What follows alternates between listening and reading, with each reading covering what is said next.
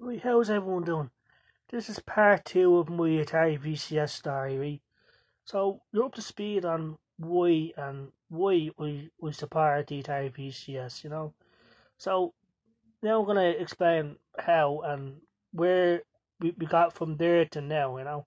So look, we paid €400 for the collector's edition and the joystick and the controller, right? Now, when the Atari VCS was first being developed, uh, I thought that it was going to be like a flashback, if you know what I mean. I thought it was going to be like an NES classic or a Super Nintendo classic. I thought it just have a whole bunch of pre-installed Atari games and that's it, you know. But so now even with that, I was really happy, you know. But then we started hearing more news that oh no, like it won't be just a classic. This will be like a fully fledged computer. This will be a computer that can play retro and modern games, you know.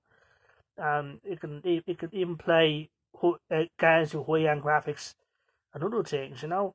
So I was really excited about that, you know. That they're not just making like a classic console, but they're making it into a computer, like a fully fledged computer that could rival, you know, Xbox and PlayStation and Nintendo, which I was really excited about, you know, because Atari is my number one league, and you know, Atari, you know, we're the biggest name in gaming, well before Sony, you know, Nintendo and Xbox. So we remember the glory days of when Atari was number one league, you know. So we said, yeah, of course Atari can do it. Yeah, they've been out of the business for what, over 20 something years, and it's been since what 1992. What, like the Atari 2600 was discontinued in 1992. It came out in 77, so that's some legacy, you know.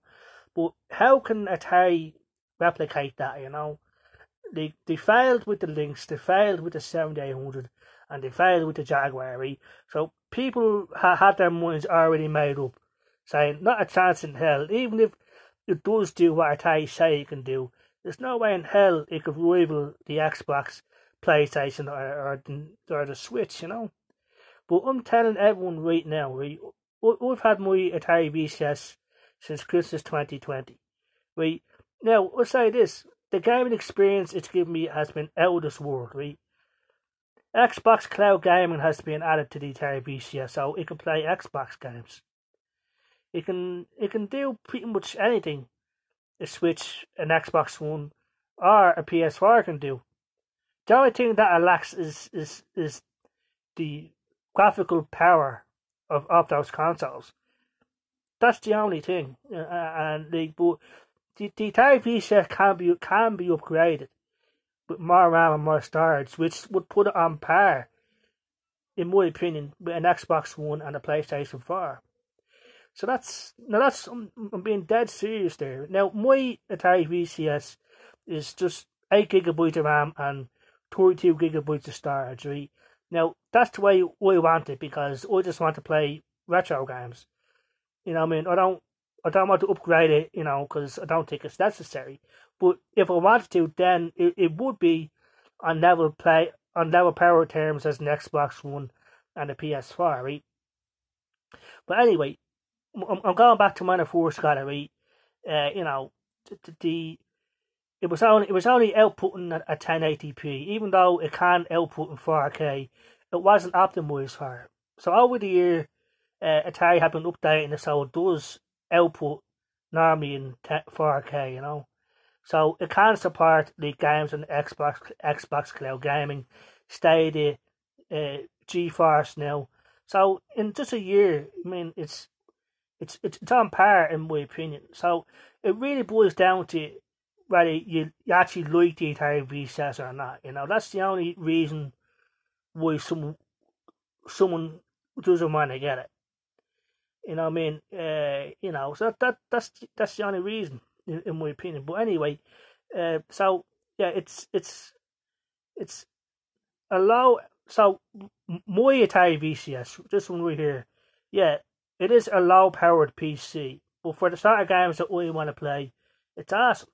Like Doom, Quake, Quake 2, all them sort of games, Half Life. Final Fight, Street Fighter 2. I'm talking arcade perfect versions of games, everything. And we can use the joystick or the controller. But it's my option, I mean, it's flexible and it's awesome. But like, so that's the thing. But then the haters started coming out, and like I don't understand why they didn't like it, you know. And these people call themselves lifelong Atari fans like me. And still to this day that they're bitter the fact that it actually came out and they won't support it, like. So anyway, that's the end of this part. I hope everyone has a great day. Take care. Bye bye.